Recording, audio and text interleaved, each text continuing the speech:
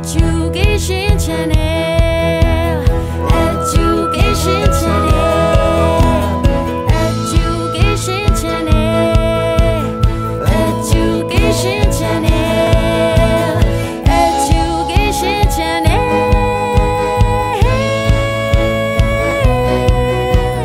Education Channel.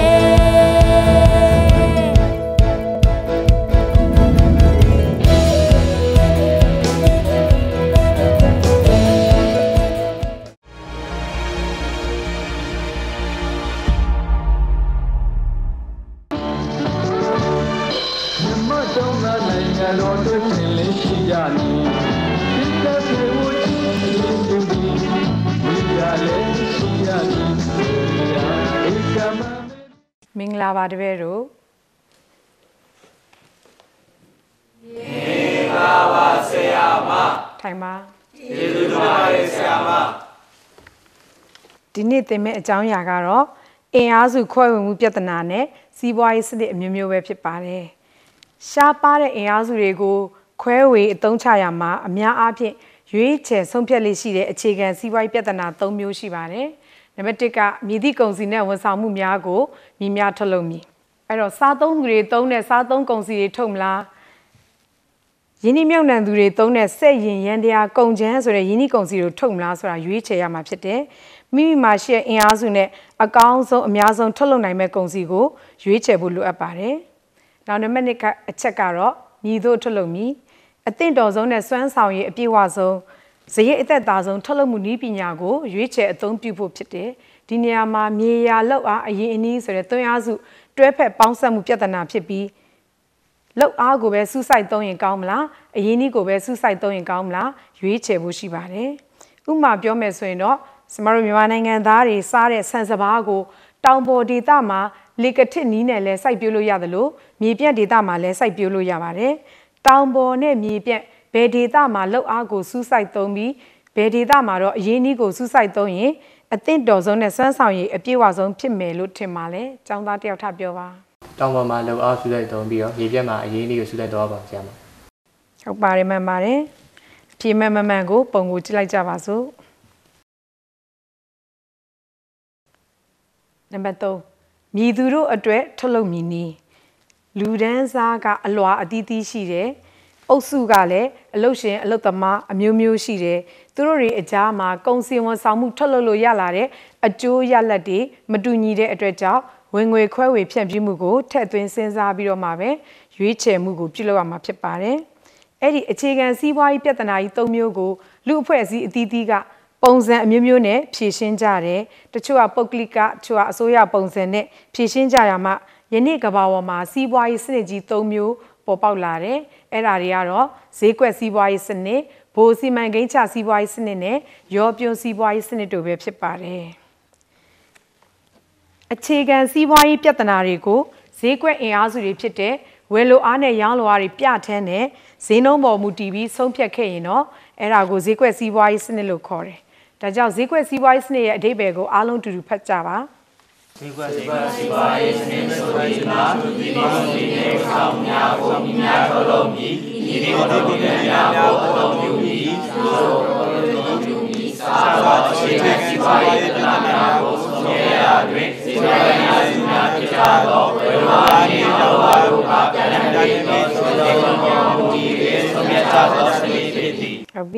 Eazu Koi Munepata de Kesa Awago, a soya sompia soya pino, Bosi Mangacha Seaboys in Locovare, a day bego or to Patava.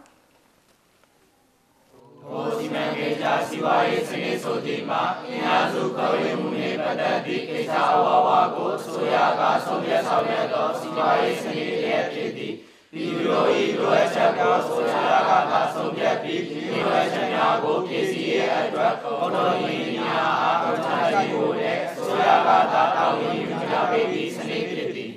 Obi, a soyaga, Pokelicare, Sequestin in a Maswan sound and a long and a bego, when you saw your paid at Seaboys Nicoro, your pure Seaboys in Locovare, alone to do papa.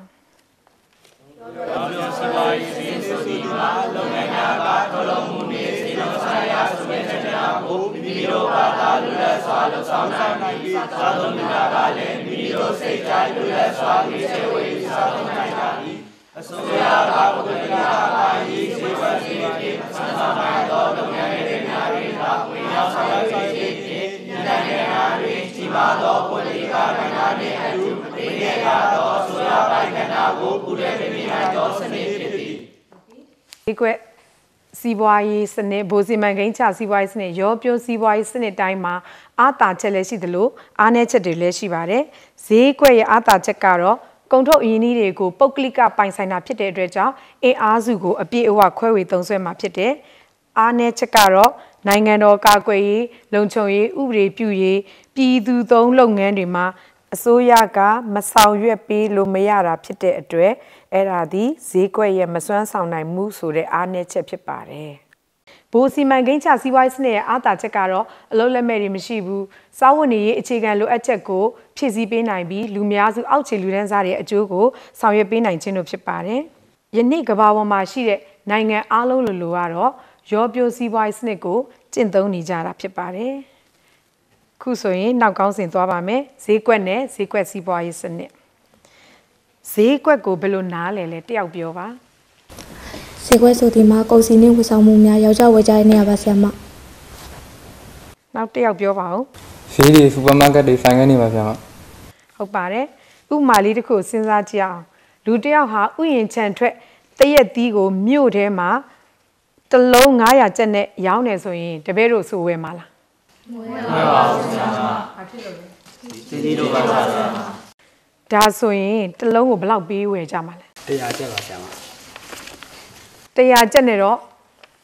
့ရောင်းနိုင်မှာမဟုတ်ဘူးသူ့မှာလည်းမြေဩဇာဘိုးရေဘိုးပစ္စည်းတင်ချခတေပို့ဆောင်ခတွေပေးရသေးတယ်ဒီတော့လွတ်လပ်တဲ့ဈေးကွက်မှာအပြန်အလှန်ဈေးညီကြတယ်ရောင်းသူရောင်းချင်တဲ့ဈေးနှုန်းနဲ့ဝယ်သူပေးတဲ့ဈေးနှုန်းတူညီသွားရင်တနည်းအားဖြင့်ဈေးတဲ့သွားရင်အယောင်းဝယ်ဖြစ်ပြီပေါ့ဒါဆိုရင်ဈေးကွက်တစ်ခုဖြစ်သွားပြီအဲ့ဒီတော့ဈေးကွက်ရဲ့အဓိပ္ပာယ်လေးကိုဖတ်ကြပါ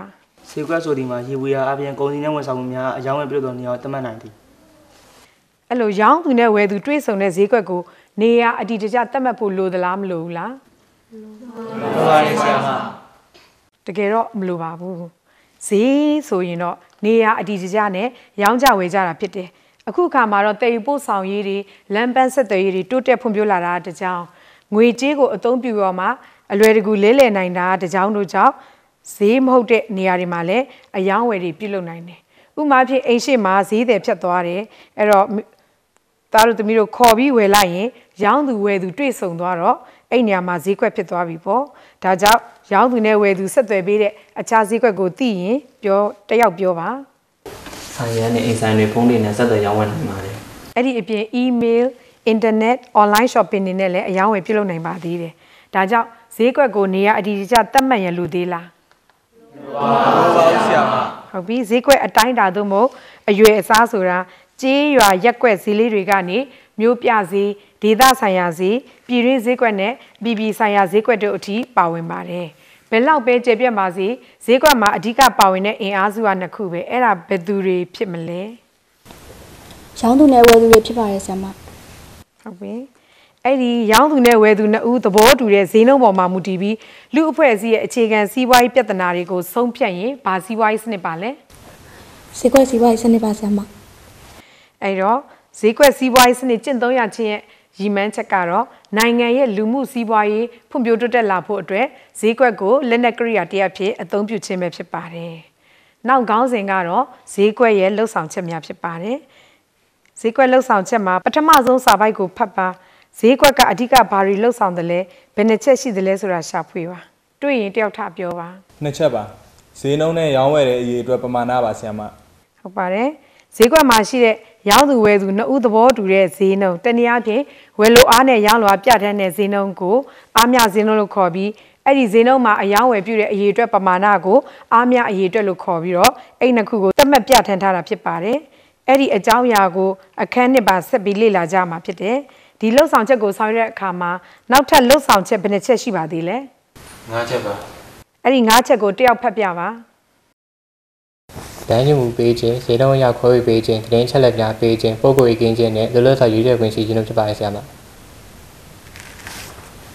အဲ့တော့ဈေးကွက်စီးပွားရေးစနစ်မှာအဲ့ဈေးကွက်လှုပ်ဆောင်ချက်၅ချက်ဟာတဆင့်ပြီးတဆင့်ဖြစ်စဉ်အနေနဲ့အလိုလိုပါဝင်လှုပ်ဆောင်သွားတာကိုဈေးကွက်ရန်တရားသို့မဟုတ်ဈေးနှုန်းရန်တရားလို့ခေါ်ခြင်းဖြစ်တယ်ဈေးကွက်ရန်တရားရဲ့အဓိပ္ပာယ်ကိုတယောက်ဖတ်ပြပါဈေးကွက်စီးပွားရေးစနစ်တွင်ဈေးကွက်လှုပ်ဆောင်ချက်များသည့်အလိုအလျောက်ဖြစ်စဉ်နေဖြစ်လှုပ်ရှားပြလှနေသည့်ကိုဈေးကွက်ရန်တရားသို့မဟုတ်ဈေးနှုန်းရန်တရားကိုခေါ်သည်အဲ့တော့တိုင်းပြည်တိုင်းမှာအင်အားစုတွေကိုဘယ်လိုရရှိနိုင်လဲအဲ့လိုအကန့်အသတ်ရှိတဲ့အင်အားစုတွေကိုအသုံးပြုရတဲ့အတွက်ကြောင့်ထုတ်လုပ်သူတွေဟာကိုထုတ်ချင်တဲ့ကုန်စည်တွေကိုစိတ်တိုင်းကျထုတ်လုပ်ချင်တိုင်းထုတ်လုပ်လို့မရသလိုစားသုံးသူတွေကလည်းကိုလိုချင်တဲ့ကုန်စည်တွေအားလုံးကိုဝယ်လို့မရဘူးဒါကြောင့်ထုတ်လုပ်သူတွေကိုဈေးတက်တဲ့ကုန်စည်ဆိုရင်တော့များထုတ်ဈေးကျတဲ့ကုန်စည်ဆိုရင်တော့ short ထုတ်ဖို့နဲ့ဝယ်ယူတဲ့သူတွေကိုတော့ဈေးကျတဲ့ကုန်စည်ဆိုရင်တိုးဝယ်ဈေးတက်တဲ့ကုန်စည်ဆိုရင် short ဝယ်ဖို့ရောင်းသူနဲ့ဝယ်သူအကြားမှာဘယ်သူကအချက်ပြဆက်သွယ်ပေးနေတာလဲတယောက်ပြောပါဈေးနှုန်းတွေကဆက်သွယ်ပေးရပါဆရာမဟုတ်ပါတယ်ဒါကြောင့်ဈေးနှုန်းလမ်းညွှန်တဲ့ပုံမှာမူတည်ပြီးထုတ်လုပ်သူဝယ်ယူသူတွေကဘယ်ကုန်စည်ကိုတော့ဘယ်လောက်ထုတ်လုပ်ပြီးဘယ်လောက်ဝယ်ရမလဲဆိုတာကိုဈေးနှုန်းအရဆုံးဖြတ်နိုင်အောင်ဈေးကွက်ကလှုပ်ဆောင်ပေးပါတယ်အဲ့ဒီအပြင်ဈေးကွက်ကသတင်းအချက်လက်ပေးတဲ့လှုပ်ဆောင်ချက်ကိုလည်းဆောင်ရွက်ပါသေးတယ်ဈေးကွက်ကဘယ်လိုသတင်းပေးပါတယ်လဲဆရာမဟုတ်ပြီမင်းတို့ဈေးဝယ်မယ်ဆိုရင်ဈေးနှုန်းကတ်တဲ့ဆိုင်မှာဝယ်မှာလားမကတ်တဲ့ဆိုင်မှာဝယ်မှာလားဈေးနှုန်းကတ်တဲ့ဆိုင်မှာဝယ်ပါဆရာမဘာဖြစ်လို့လဲဈေးစစ်ပြလို့ပါဆရာမဒါပေမဲ့ပိုင်ရှင်ကဈေးအရန်တော့တင်လို့မရပါဘူးဈေးကြီးရင်နောက်တစ်ခါသွားဝယ်မှာမဟုတ်တော့တဲ့ကြောင့်အဲ့ဒီလိုဝယ်သူရောင်းသူနှစ်ဦးသဘောတူတဲ့ဈေးကွက်ဈေးနှုန်းကိုကတ်ထားပြီးတော့ထုတ်လုပ်သူတွေကဝယ်သူစိတ်ဝင်စားမှုကိုအလွယ်တကူသိနိုင်တာပေါ့ဝယ်တဲ့သူတွေကလည်းကတ်ထားတဲ့ဈေးနှုန်းတွေကိုနှိုင်းယှဉ်ပြီးဘယ်ကုန်စည်ဘယ်လောက်ဝယ်ရမလဲဆိုတာကိုအလွယ်တကူဆုံးဖြတ်ချက်ချလို့ရတယ်အဲ့လိုဆုံးဖြတ်နိုင်ဖို့အတွက်ဈေးအကုန်ကျရှိမလားရှိပါဒါကြောင့်ဈေးကွက်ကဈေးစကသက်သာစွာသတင်းပေးတယ်လို့ပြောနိုင်တာပေါ့နောက်တစ်ချက်ကဘာဖြစ်မလဲចောင်းသားတယောက်ထပ်ပြောပါပုဂ္ဂိုလ်ရေးကင်းချင်းလှုပ်ဆောင်ချက်ပါဆရာမဟုတ်ပါပြီမင်းတို့လိုချင်တဲ့ပစ္စည်းတစ်ခုကိုပိုင်ဆိုင်နိုင်ဖို့ဘာလုပ်ရမလဲတယောက်ထပ်ပြောပါပတ်စံပေးပြီးဝယ်လို့ရပါတယ်ဆရာမဟုတ်ပါတယ်ဈေးကွက်ကလူတွေငွေကြေးပေးနိုင်စွမ်းအတိုင်းလှုပ်ရှားဆောင်ရွက်တယ်ဥပမာဖြင့်ထမင်းချက်ဖို့ဆန်သွားဝယ်တယ်ဆိုပါစို့ဆန်လာဝယ်တဲ့သူတွေထဲမှာဆန်တပြီနှုံးပဲတက်နိုင်ရင်တပြီပဲရမယ်ဆန်တအိတ်နှုံးပေးနိုင်ရင်တအိတ်ရမယ်ဆန်10အိတ်နှုံးပေးနိုင်တော့10အိတ်ရမယ်ဈေးကွက်ကလူတွေရဲ့ဝယ်နိုင်တဲ့စွမ်းအားအတိုင်းတိကျစွာတုံ့ပြန်မှုပေးတဲ့အတွက်ကြောင့်ပုံကိုရေးကင်းတဲ့လှုပ်ဆောင်ချက်ကိုဆောင်ရွက်ပေးခြင်းဖြစ်ပါတယ်နောက်ဆုံးတစ်ချက်ကဘာပါလဲဈေးနှုန်းတွေပြောင်းရင်ဝယ်ယူသူတွေဝယ်ယူတဲ့ကုန်စည်ဝယ်ယူတဲ့ပုံစံတွေပြောင်းလဲကြတယ်အဲ့တော့ထုတ်လုပ်ရောင်းချသူတွေကလည်းသူတို့ထုတ်လုပ်ရောင်းချတဲ့ပုံစံတွေလိုက်ပြီးပြောင်းဖို့လိုအပ်တာပေါ့ပြောင်းချင်တိုင်းပြောင်းမယ်ဆိုတော့အချိန်ကတစ်ရက်ကို24နာရီကုန်ထုတ်အင်အားစုတွေကလိုသလောက်မရဘူးအဲ့ပြဿနာနဲ့ရင်ဆိုင်ရတယ်ဒါပေမဲ့ဈေးကွက်ကအထောက်အကူပေးပါတယ်ဥပမာကုန်ကျန်းဈေးကွက်တွေဖွင့်ချပေးလိုက်မယ်ဆိုရင်ထုတ်လုပ်သူတွေကကုန်ကျန်းပေါ်ပေါ်များများကိုဈေးနှုန်းတက်တာနဲ့ဝယ်ယူနိုင်တယ်လို့ဝယ်ယူသူတွေကလည်းမိမိတို့စိတ်ကြိုက်ဈေးနှုန်းတက်တာနဲ့လွတ်လပ်စွာဝယ်ယူနိုင်မှာဖြစ်တယ်ဒါမှသာဈေးကွက်ကထုတ်လုပ်သူနဲ့ဝယ်ယူသူတွေကိုလွတ်လပ်စွာရွေးချယ်ခွင့်ရှိခြင်းဆိုတဲ့လှုပ်ဆောင်ချက်ကိုဆောင်ရွက်ပေးတယ်လို့ပြောလို့ရမှာပေါ့ဟုတ်ပါပြီနောက်ခေါင်းစဉ်ကိုသွားမယ်နောက်ခေါင်းစဉ်ကဈေးကွက်အမျိုးမျိုးဖြစ်ပါတယ်ဈေးကွက်အမျိုးအစားများစွာရှိတဲ့အထက်မှာအဓိက2မျိုးခွဲထားပါတယ်အိမ်တောင်စုစားသုံးသူတွေဝယ်ယူတဲ့ထုတ်ကုန်ဈေးကွက်နဲ့ကုန်ထုတ်လုပ်ငန်းကဝယ်ယူတဲ့အင်အားစုဈေးကွက်တွေပဲဖြစ်ပါတယ်ထုတ်ကုန်ဈေးကွက်အကြောင်းကိုသွားမယ်ထုတ်ကုန်ဈေးကွက်တွေကိုလုပ်ငန်းနဲ့အိမ်တောင်စုဘယ်သူကရောင်းပြီးဘယ်သူကဝယ်တယ်လဲတယောက်ထပ်ပြောပါလုပ်ငန်းကရောင်းပြီးအိမ်တောင်စုတွေကဝယ်ပါတယ်ဆရာမအဲ့ဒီတော့အိမ်တောင်စုတွေကဘာအတွက်ဝယ်ယူတာလဲတယောက်ပြောပါမိမိတို့လိုရင်းဆန္ဒတွေကိုဖြည့်ဆည်းရမှာအသုံးပြုဖို့ပါဆရာမအဲ့လိုကုန်ထုတ်အင်အားစုတွေကိုကြတော့ဘယ်သူတွေကရောင်းပြီးဘယ်သူတွေကဘာအတွက်ဝယ်ပါတယ်လဲတယောက်ထပြောပါအိမ်တော်စုတွေကရောင်းပြီးလုပ်ငန်းတွေကကုန်ထုတ်လုပ်ရတဲ့အသုံးပြုဖို့ဝယ်ရပါဆရာမဟုတ်ပါတယ်ဘယ်ဈေးကွက်မှာပဲဖြစ်ဖြစ်ရောင်းတဲ့သူကအမြင့်ဆုံးဈေးနှုန်းနဲ့ရောင်းပြီးဝယ်တဲ့သူကတော့အနိမ့်ဆုံးဈေးနှုန်းနဲ့ဝယ်ပါမယ်လွတ်လပ်တဲ့ဈေးကွက်မှာအပြန်အလှန်ကုန်စည်ဈေးနှုန်းတွေညှိကြပြီးတော့ဈေးတည်သွားရင်တော့နှစ်ဦးသဘောတူတဲ့အားမျှဈေးနှုန်းမှာရောင်းကြဝယ်ကြမှာဖြစ်ပါတယ်ထုတ်ကုန်လို့ပြောရင်ကုန်စည်သာမကဝန်ဆောင်မှုပါတဲ့အတွက်ကြောင့်ထုတ်ကုန်ဈေးကွက်မှာကုန်စည်ဈေးကွက်နဲ့ဝန်ဆောင်မှုဈေးကွက်ဆိုပြီးတော့နှစ်မျိုးတွေ့နိုင်ပါတယ်အဲ့လိုလူသုံးကုန်အမျိုးမျိုးကိုလက်လီလက်ကားရောင်းဝယ်ရင်ဘာဈေးကွက်ဖြစ်မယ်လို့ထင်ပါလဲတယောက်ပြောပါကုန်စည်ဈေးကွက်ပါဆရာမဝန်ဆောင်မှုလုပ်ငန်းအမျိုးမျိုးအယောင်းဝယ်ပြုလုပ်ရင်တော့ဘာဈေးကွက်ဖြစ်ပါမလဲတယောက်ပြောပါဝန်ဆောင်မှုဈေးကွက်ပါဆရာမဟုတ်တယ် နောက်တစ်မျိုးကတော့အင်အားစုဈေးကွက်ပဲဖြစ်ပါတယ်အင်အားစုဈေးကွက်ဆိုတော့ဘာဈေးကွက်တွေပါဝင်မှာပါလဲတယောက်ပြောပါမြေယာဈေးကွက်လောက်အားဈေးကွက်နဲ့အရင်းနှီးဈေးကွက်တို့ပါမှာဆရာမဟုတ်ပါတယ်ထိုင်မှာအဲ့တော့အင်အားစုဆိုတာမြေယာလောက်အားအင်းကြီးဖြစ်တဲ့အတွက်ကြောင့်မြေယာဈေးကွက်လောက်အားဈေးကွက်အင်းကြီးဈေးကွက်တို့ဖြစ်တယ်ဒီအခန်းမှာတော့လောက်အားဈေးကွက်နဲ့ဗဏ္ဍာရေးဈေးကွက်ဖြစ်တဲ့အရင်းနှီးဈေးကွက်ငွေကြေးဈေးကွက်အကြောင်းတို့ကိုလေ့လာသွားပါမယ်လောက်အားဈေးကွက်ကတော့အလုတ်သမားတွေငားရမ်းနဲ့လောက်ခလာစာနှုံးသတ်မှတ်ပေးတာကိုအဓိကဆောင်ရွက်ပေးပါတယ်အရင်းနှီးဈေးကွက်နဲ့ငွေကြေးဈေးကွက်တွေကတော့ငွေချေးစာချုပ်တွေအာမခံစာချုပ်နဲ့အစုရှယ်ယာတွေအယောင်းဝယ်ပြုလုပ်ကြပါတယ်အရင်းနှီးဈေးကွက်ကရင်းနှီးမြှုပ်နှံမှုနဲ့ပတ်သက်ပြီးငွေချေးယူချင်းရတာဖြစ်လို့ကာလတိုကာလလက်ကာလရှည်ဘယ်ချင်းငွေနဲ့ပတ်သက်မှလဲတယောက်ပြောပါကာလလက်နဲ့ကာလရှည်ချင်းငွေပါဗျာဟုတ်ပါတယ်အဲ့ဒီတော့အရင်းနှီးဈေးကွက်ရဲ့အဓိပ္ပာယ်လေးကိုတယောက်ဖတ်ပြပါဦးရင်းနှီးဈေးကွက်ဒီကာလလက်နဲ့ကာလရှည်ငွေထုတ်ချေးခြင်းငွေချေးယူကြနဲ့ငွေချေးယူများနဲ့သက်ဆိုင်သည်အရင်းနှီးဈေးကွက်မှာကာလလက်ကာလရှည်နဲ့သက်ဆိုင်တဲ့ငွေစုဘဏ်ရင်းနှီးမြှုပ်နှံမှုဘဏ်အာမခံကုမ္ပဏီတို့ပါဝင်ပါတယ်ငွေကြေးဈေးကွက်ကတော့ကာလတိုငွေထုတ်ချေးခြင်းငွေချေးယူခြင်းများပြုလုပ်တဲ့ဈေးကွက်ဖြစ်တဲ့အတွက်ကြောင့်ကာလတိုတစ်နှစ်အောက်ချင်းငွေနဲ့ပဲပတ်သက်ပြီးဖွံ့ဖြိုးဆဲနိုင်ငံမှာတော့ငွေကြေးဈေးကွက်နှစ်မျိုးတွေ့ရပါမယ်။စနစ်တကျဖွဲ့စည်းထားသောငွေကြေးဈေးကွက်နဲ့စနစ်တကျဖွဲ့စည်းထားခြင်းမရှိသောငွေကြေးဈေးကွက်တို့ပဲဖြစ်ပါတယ်။စနစ်တကျဖွဲ့စည်းထားတဲ့ငွေကြေးဈေးကွက်မှာတော့ဗဟိုဘဏ်၊ကုသရေးဝယ်ရေးဘဏ်တွေ၊ရှော့လဲကုမ္ပဏီလက်ခံကုမ္ပဏီနဲ့ဘေးပွဲစားတို့ပါဝင်ပါတယ်။ဗဟိုဘဏ်ကငွေတိုက်စာချုပ်တွေထုတ်ရောင်းတဲ့နည်းနဲ့ငွေချေးချင်းရတာဖြစ်ပြီးကုသရေးဝယ်ရေးဘဏ်တွေကတော့တမရိုးကြငွေချေးခြင်းတွေအပြင်ကာလတိုစာချုပ်တွေထုတ်ရောင်းတဲ့နည်းနဲ့ငွေချေးယူချင်းကြပါတယ်ရှော့လဲကုမ္ပဏီလက်ခံကုမ္ပဏီနဲ့ဘူပွဲစားတွေဆိုတာဘာလဲဆရာမဟုတ်ပြီရှော့လဲကုမ္ပဏီဆိုတာကတော့အာမခံစာချုပ်တွေငွေချေးစာချုပ်တွေကိုအချိန်မစေ့မီငွေလိုလို့မူရင်းဈေးထက်လျှော့ရောက်ပြီးအချိန်စေ့ရင်တော့ပေါက်ဈေးအတိုင်းပြန်ဝယ်တဲ့ကုမ္ပဏီဖြစ်ပါတယ်လက်ခံကုမ္ပဏီကတော့ဈေးကွက်မှာဖြစ်ပေါ်နေတဲ့စာချုပ်တွေကိုပေါက်ဈေးအတိုင်းဝယ်ယူရောင်းချတဲ့ကုမ္ပဏီဖြစ်ပြီးဘီလ်ပွဲစားကတော့ stock ဈေးကွက်မှာအယောင်းဝယ်ပြုလုပ်တဲ့သူတွေဖြစ်ပါတယ်ဒီနေ့သင်ကြားခဲ့တဲ့သင်ခန်းစာတွေကတော့ဈေးကွက်စီးပွားရေးစနစ်ဘိုးစီမံကိန်းချစီးပွားရေးစနစ်ရောပြွန်းစီးပွားရေးစနစ်ရဲ့ဈေးကွက်နဲ့ဈေးကွက်စီးပွားရေးစနစ်အကြောင်းပြီးတော့ဈေးကွက်လှုပ်ဆောင်ချက်နဲ့ဈေးကွက်အမျိုးမျိုးတို့အကြောင်းပဲဖြစ်ပါတယ်ဒီသင်ခန်းစာကိုဒီနေရာမှာခਿੱတရနာပါမယ်နောက်တစ်ချိန်မှာအခန်း1ကိုဆက်ပြီးလေ့လာကြပါစို့ကဲအားလုံးပဲမင်္ဂလာပါမင်္ဂလာပါဆရာမကျေးဇူးတင်ပါတယ်ဆရာမထိုင်ပါပညာတို့တက်စေမည်နိုင်ငံကိုထွက်စေမည်တို့မျိုးသားနေပြီးပါပေသည်